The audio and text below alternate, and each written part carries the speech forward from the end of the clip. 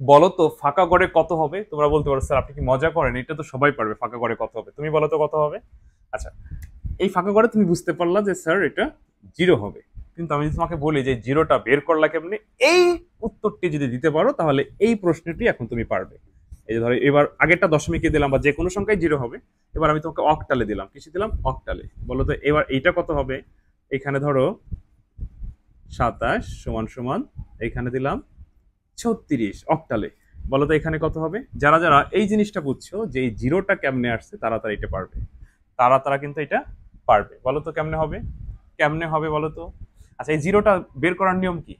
নিয়ম হচ্ছে, যখন আমি কি বলবো না পারবা, যখন হচ্ছে এরকম যোগের প্রথম সংখ্যা মিসিং থাকে, তখন এই যোগফল থেকে দ্বিতীয় সংখ্যা বাদ দিতে হয়। তার মানে এই 3 কিন্তু উপরে দিলে মিলবে না, নিচে।